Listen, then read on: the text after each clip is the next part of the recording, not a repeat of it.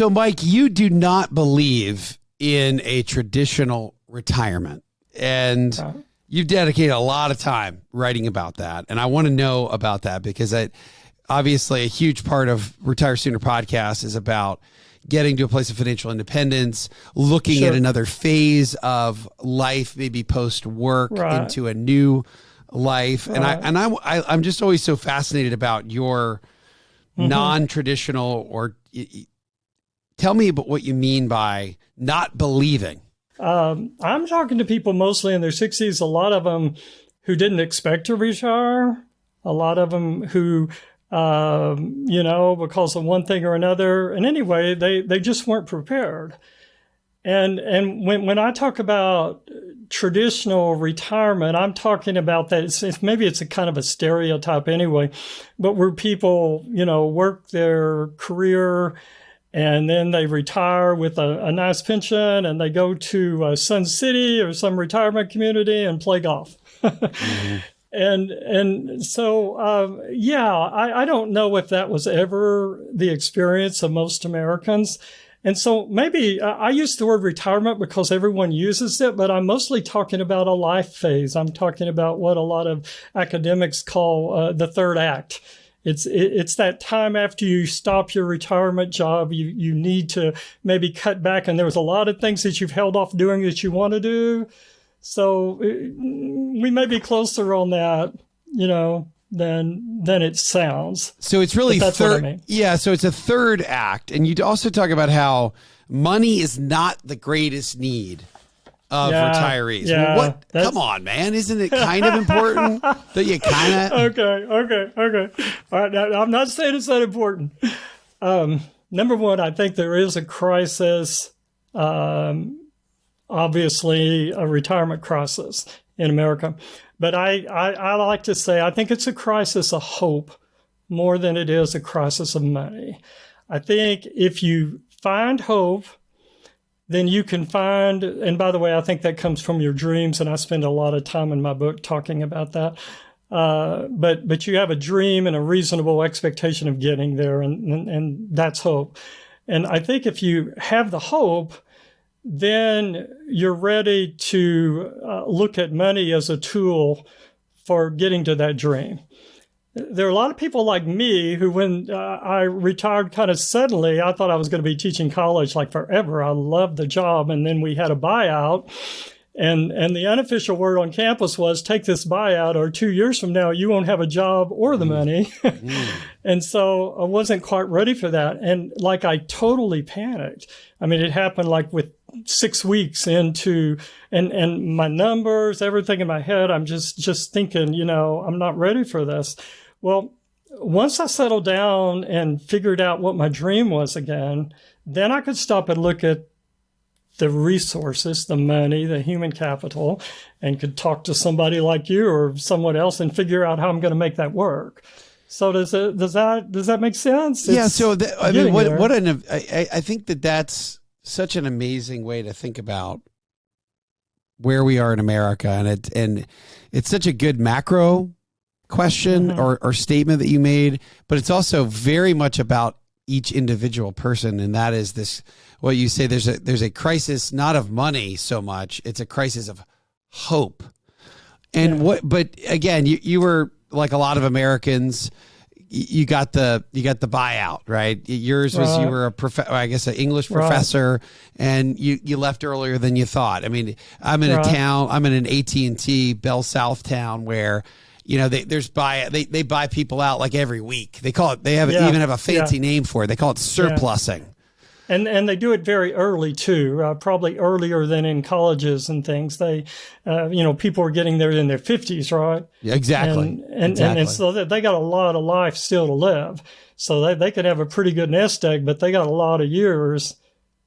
But tell me what you mean about this, but about a crisis of hope, though. What do you mean by that? Okay. Well, I mean this. In order to come to someone like you and ask for help in getting their finances together.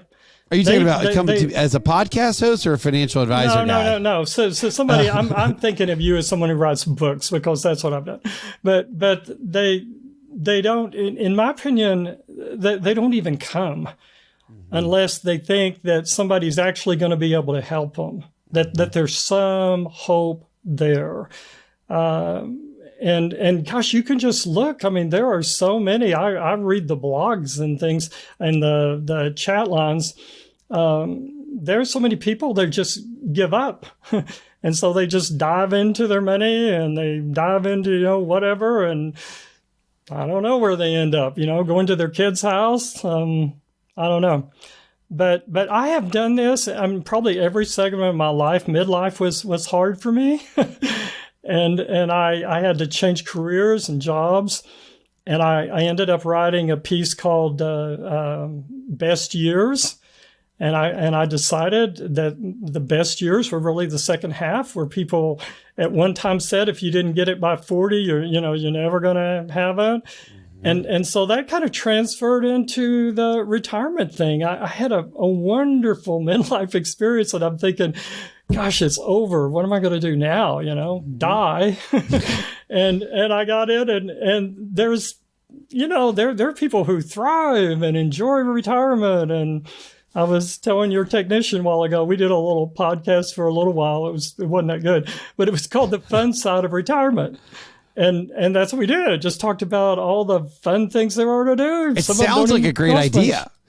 Well, and you've done so many. So you've got a couple different books. I want to talk about it. Okay, I want to know all 1,001 fun things to do in retirement. Fun. Okay. But let's start with the best is yet to be. Okay. Which is where we're talking. I love the word creative. Yes. Thinking about, and you know what? I put that in because I thought it made a good title, but turns out it's maybe the most important word in there. Yeah. Because part of the success in retirement is being able to be creative.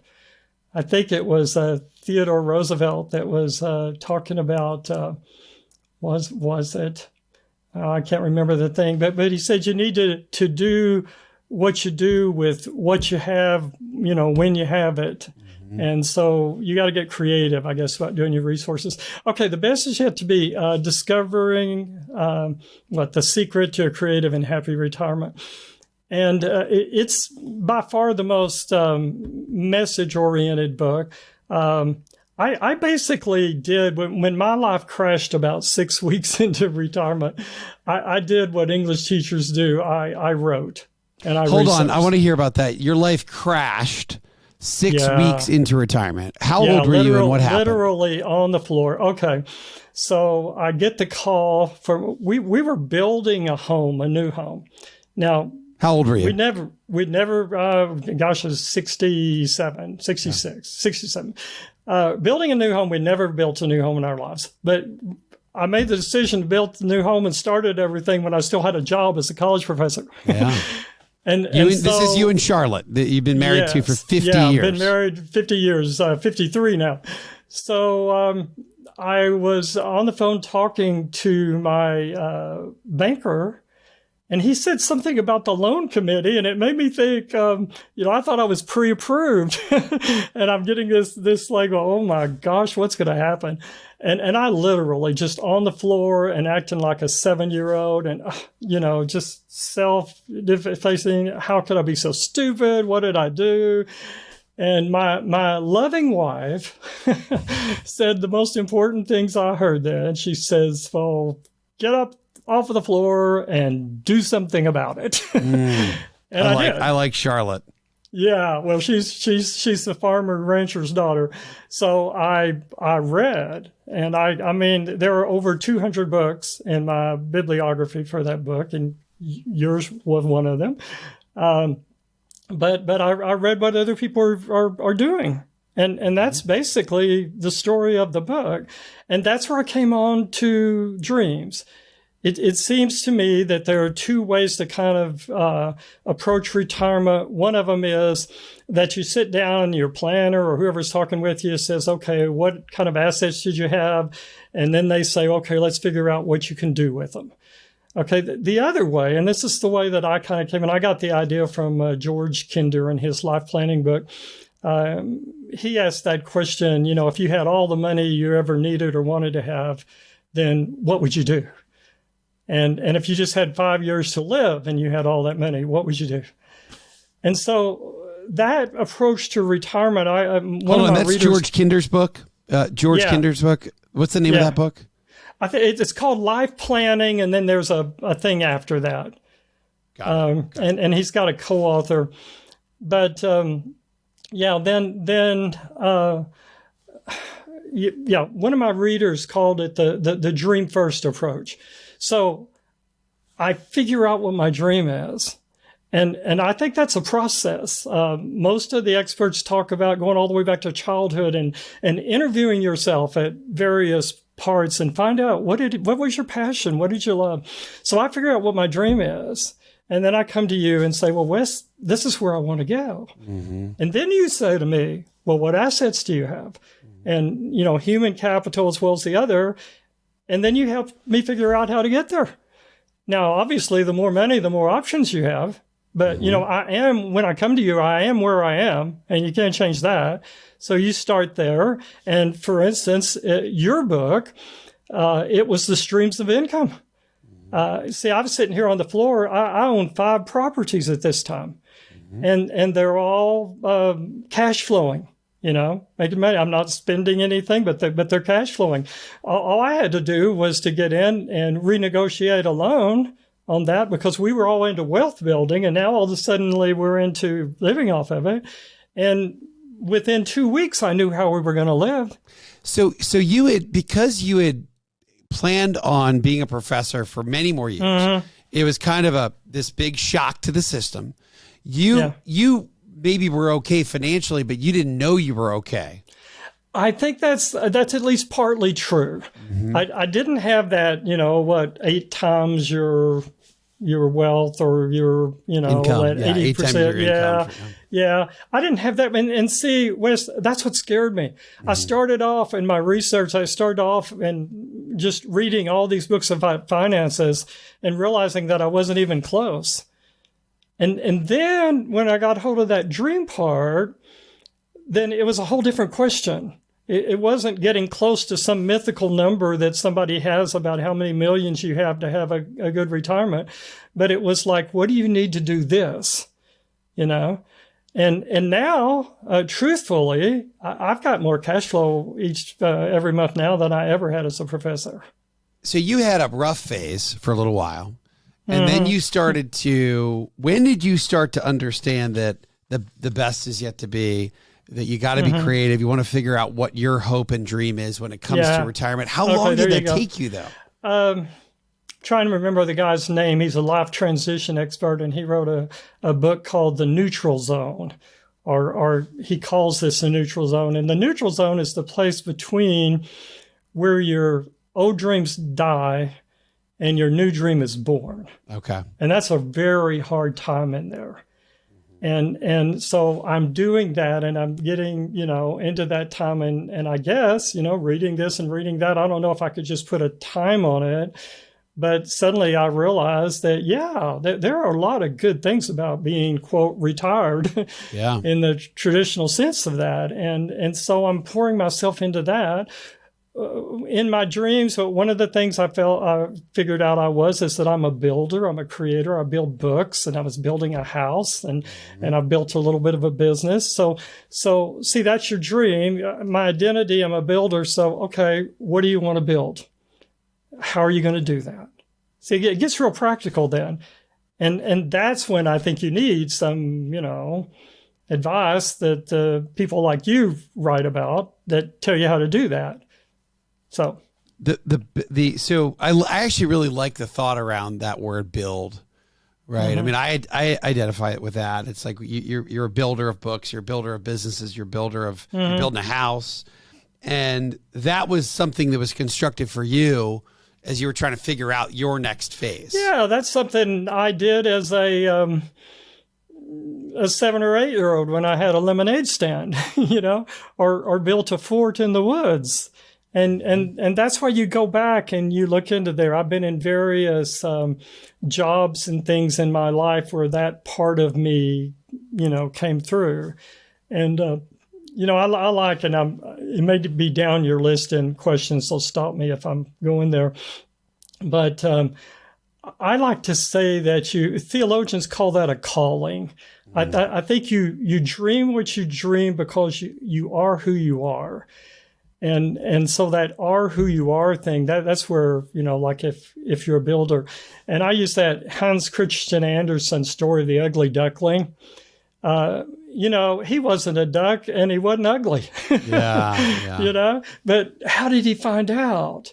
Well, he would just be out on the lake some days and he would hear these swans overhead and something would stir in his heart. And then one day he was swimming across the lake towards swans. He always swam towards swans, for some reason. And he looks in the lake at his reflection and he realizes he is one. And to me, that's the seminal point.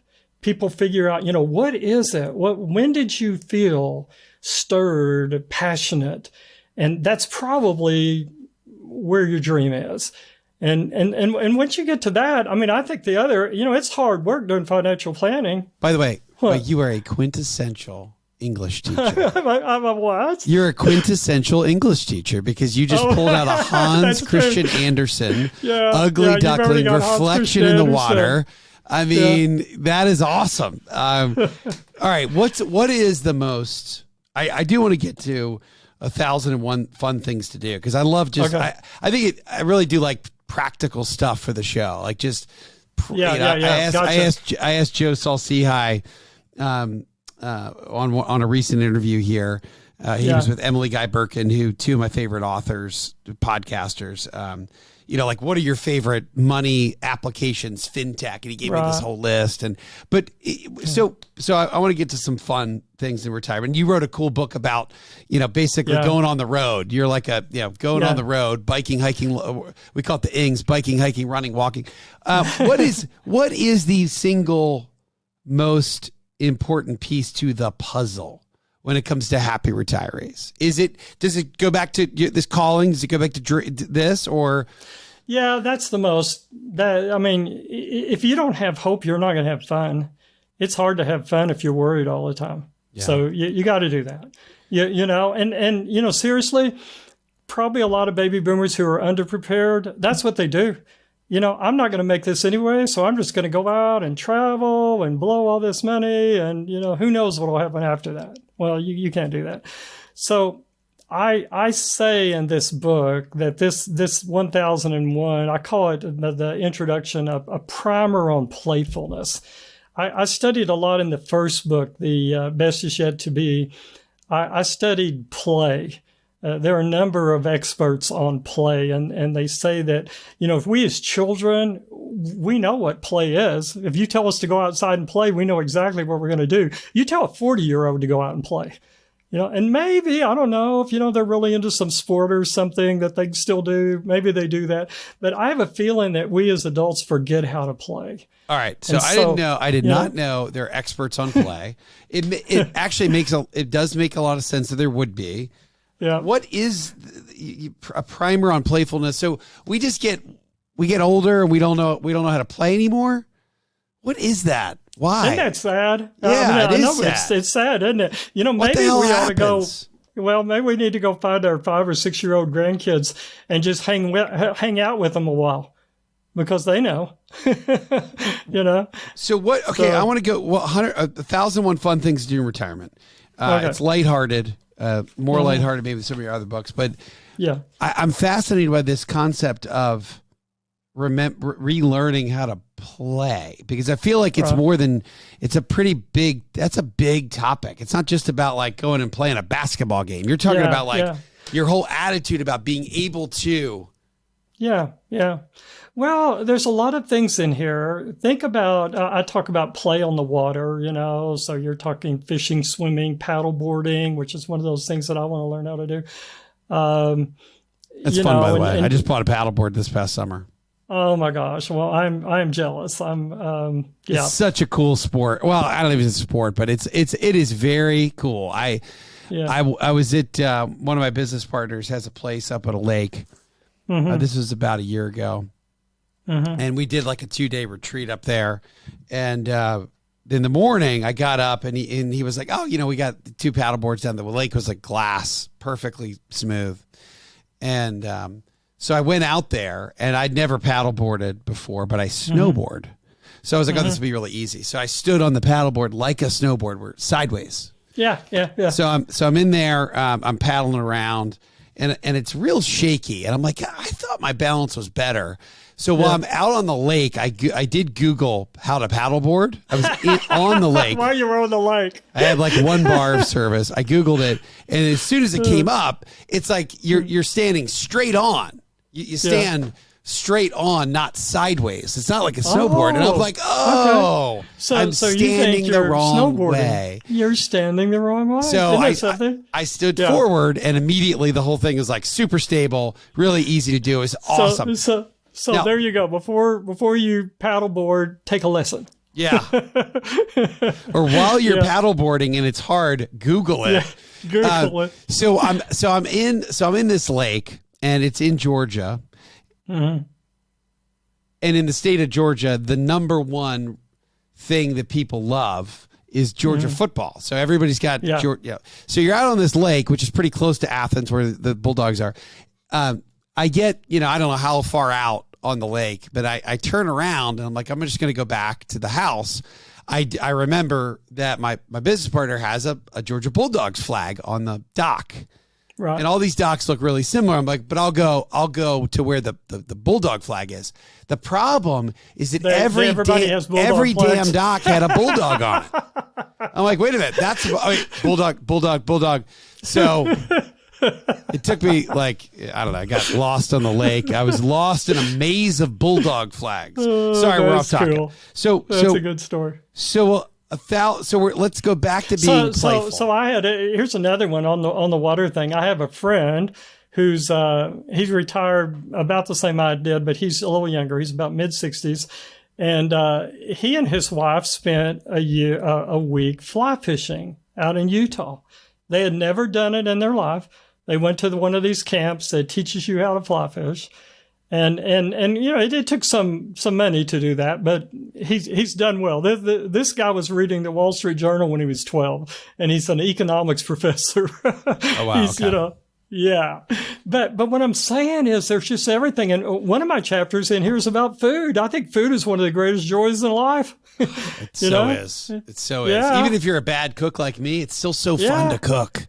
Yeah, well, take a chili cheeseburger tour if you're this part of West Texas, or a Mexican relleno thing. I mean, that's fun stuff. Okay, I'm sorry. A Mexican relleno. What is chili relleno? It's a chili. It's a big green or red chili, and if you eat Tex-Mex, which you eat in our part of the country, then you're going to eat rellenos. So New Mexico red sauce, that's the key term there. If you can ever get anywhere that sells New Mexico red sauce and get that on a relleno, you're hooked. You're going to go to Santa Fe. I was hooked on, I was in Austin a couple years ago. Oh, they have good Mexican food. And we went to this old it was like opened in the 50s. And what is that corn like? Yes. Tamale. Tamale. Yeah. So I was there for breakfast. Masa corn. I was so hooked on tamales. I got back to Atlanta. I'm Googling tamale places. How do you find a tamale? Can't find one in Atlanta. Carb City. Schedule a long run when you're through with your tamale. Totally worth it. What else? I love all these. So chili cheese tour in Texas. Food is fun. Fly fish camp. What else? Give me some more fun stuff in retirement. I love these things. Well, for people like me, learning could actually be fun. There's things like Wondrium online there, which cost, I don't know, $40 or something a quarter. You can take all these classes and everything. Wondrium? What was the name of it? Wondrium. Wondrium. Wondrium. It used to be called the Great Courses. And you can go there and they'll teach you anything from how to design flower arrangements to Western civilization to, it's just everything. It's like going to a college online, and it's very inexpensive, and they got the best teachers and people like me that are a little nerdy, you could spend forever just doing that. But there's I've got one here called Shake Your Booty. It's a whole chapter about exercises that are fun, and it's not just, stuff in the gym. I mean, there's a lot of things like biking and hiking, and actually dancing is one of the biggest deals. Shake your booty. Shake your booty. Does that sound like a 73-year-old English prof doing that?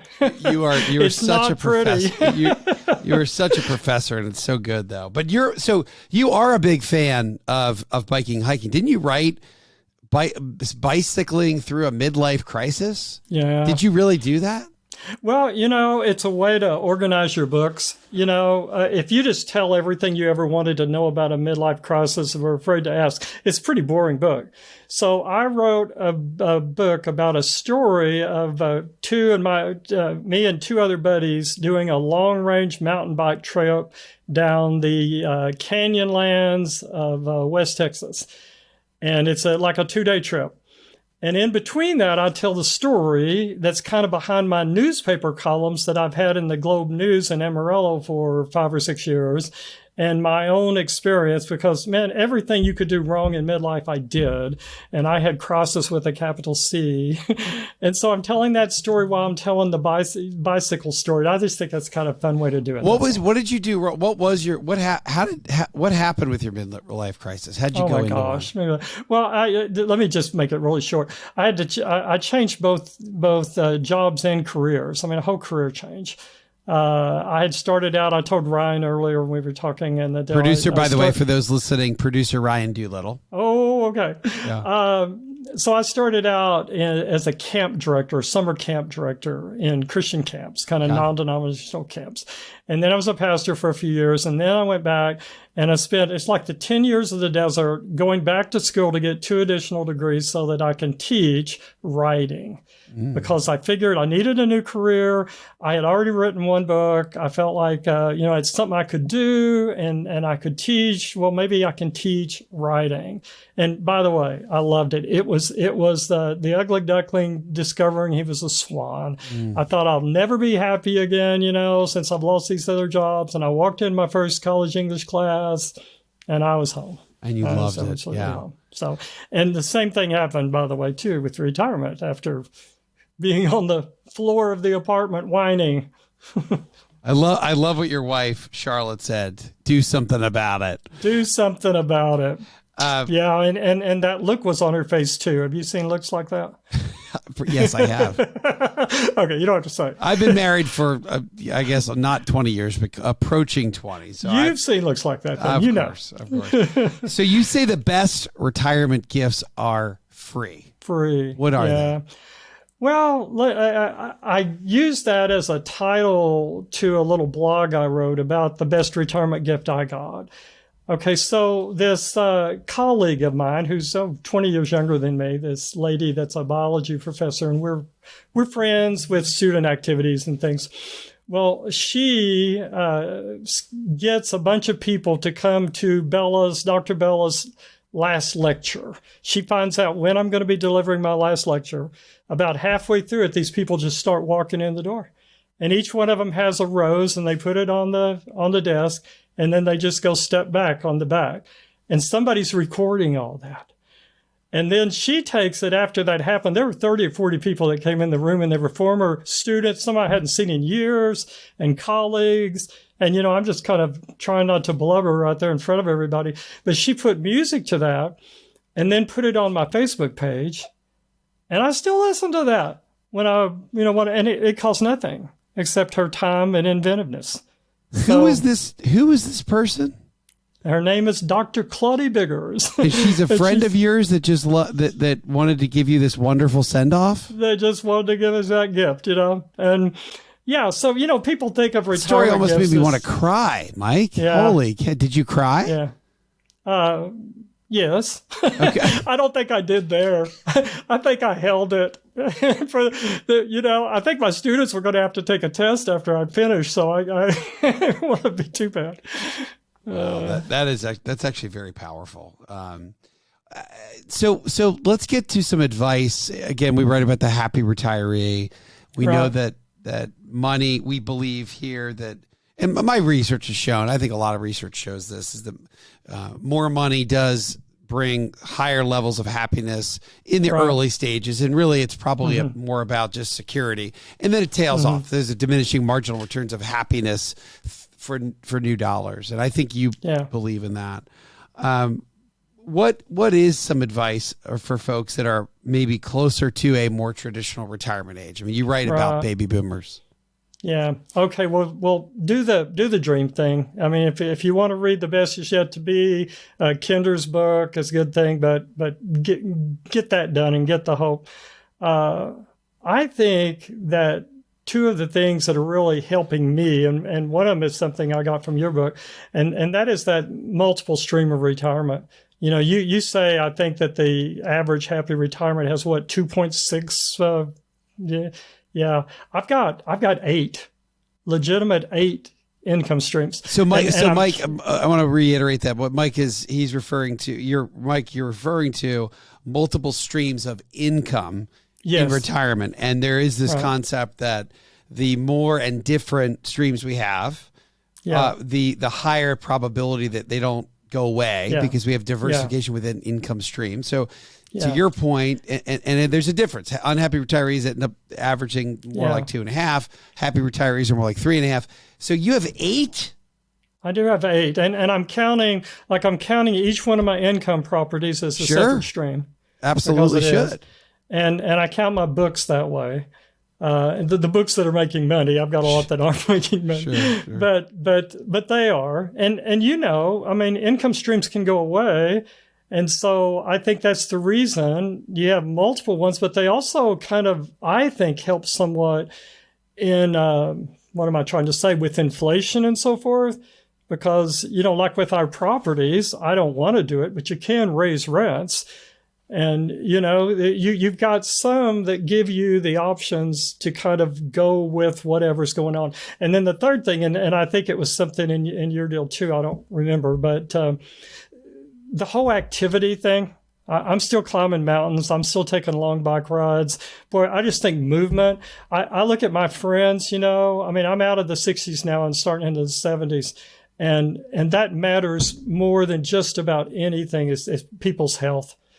And I think 2 things there. I think relationships, you know, and you talked about with kids but just all kinds of relationships and a lot of movement, a physical activity that you can be passionate about. And, so we call them core pursuits, hobbies on steroids, and a lot of those tend to be, I would say, physically active, and it's very often the happy retiree has several physically active core pursuits, and it sounds like you do too. And you're now in your 70s, and you're still doing a lot of this. You're still loving it.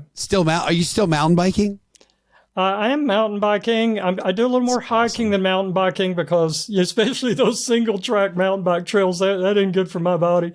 But and I've started doing. You know, you can combine things. I went to California this summer and took a day hike with 2 of my older grandboys, and I haven't done. You know, we don't know each other well. And it was wonderful. So I'm going to do more of that. So like a whole day hike with the kids, the grandkids. Absolutely. Yeah. Speaking of, don't you have like 10 grandkids? You have 5 kids, 10 grandkids? 10 grandkids, and they go from like 25 down to 6. So I can get in on any level of stuff I want to do.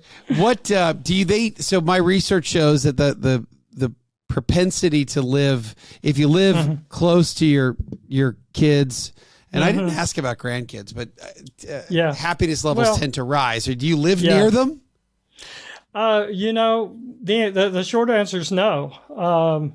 And it would be difficult. I've got them in the West Coast and the East Coast and in the South part of Texas.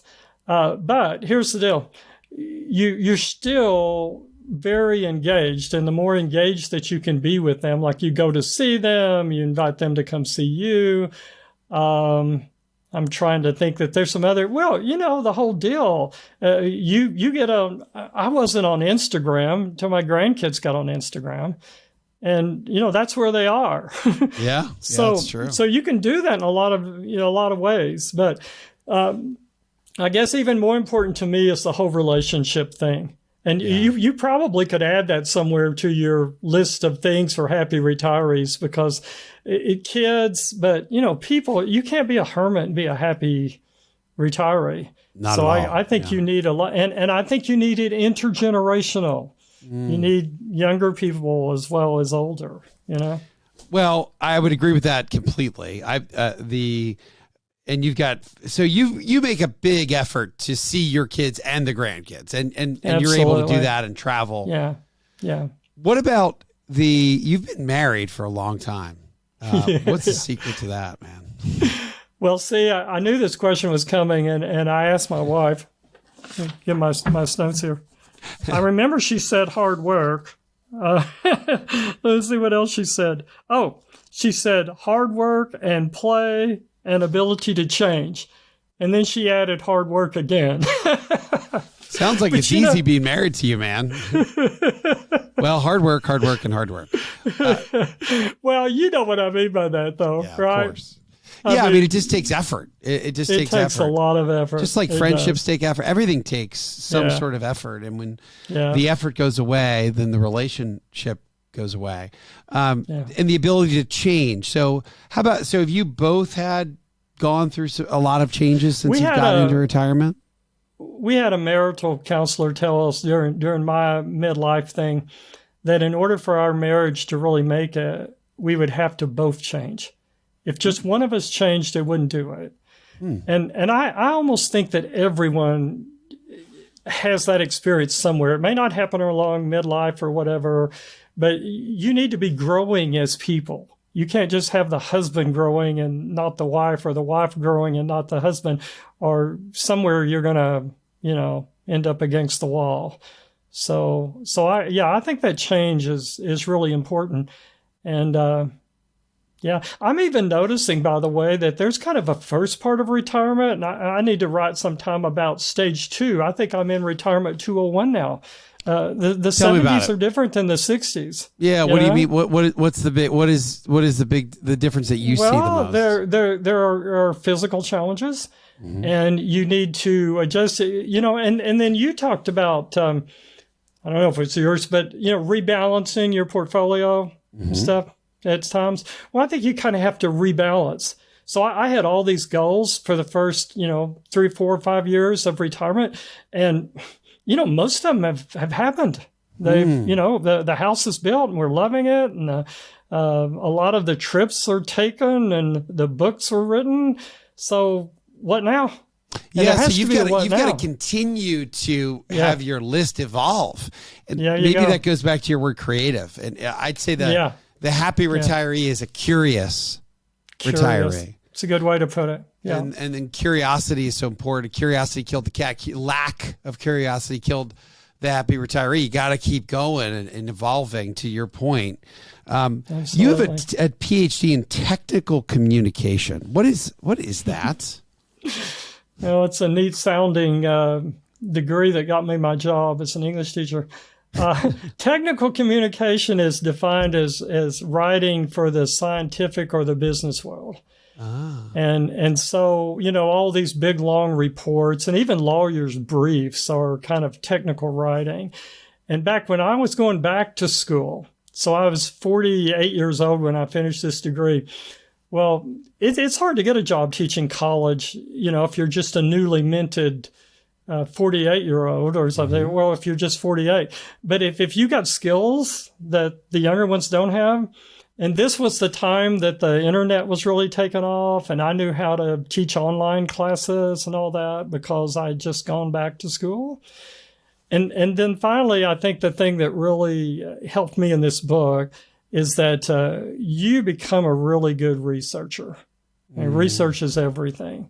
So one thing I can say about my retirement book, I'll bet it's researched, the best is yet to be one. I'll bet it's researched as well as anybody else's.